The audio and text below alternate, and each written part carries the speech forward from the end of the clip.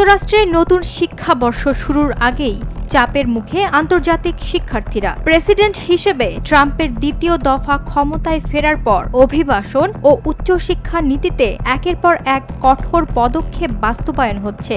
তার নেয়া পদক্ষেপগুলো একদিকে যেমন নীতিগত পরিবেশকে কঠিন করে তুলেছে, অন্যদিকে আঘাত করছে লাখো শিক্ষার্থীদের স্বপ্ন ও ভবিষ্যৎকে। নিউজিল্যান্ডের আন্দ্রে, হার্ভার্ডের ইউরোপীয় ছাত্র কিংবা সিঙ্গাপুর ও ইরান থেকে আসা শিক্ষার্থীরা এখন উদ্বেগের মধ্যে পড়েছে, কারণ কাউকেই ভিসা দেয়া হচ্ছে না। বিশেষত ইরানি শিক্ষার্থীদের ওপর প্রভাব ভয়াবহ। কলম্বিয়া, ওহাইও স্টেট ইউনিভার্সিটির মতো জায়গায় স্কলারশিপ পেয়েও অনেকে যুক্তরাষ্ট্রে পৌঁছাতে পারছেন না। কেউ ভিসা বাতিলের ইমেইল পাচ্ছেন, কেউ আবার তৃতীয় দেশে ভিসা ইন্টারভিউ দিতে বাধ্য হচ্ছেন।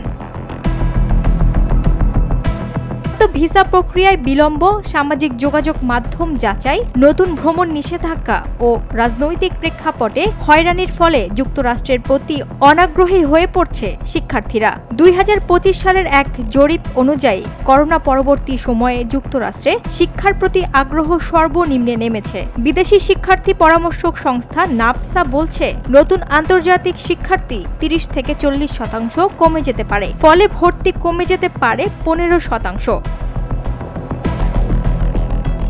এর প্রভাব সরাসরি যুক্তরাষ্ট্রের বিশ্ববিদ্যালয়গুলোর অর্থনীতিতে পড়বে, কারণ আন্তর্জাতিক শিক্ষার্থীরাই সাধারণত 2 থেকে 3 গুণ বেশি টিউশন ফি দিয়ে থাকেন এবং যুক্তরাষ্ট্রের অর্থনীতিতে তাদের অবদান বছরে প্রায় $43 বিলিয়ন। তবে অর্থনীতি ছাড়াও বিষয়টি এখন নৈতিকতা ও বৈশ্বিক ন্যায়ের প্রশ্নে দাঁড়িয়েছে।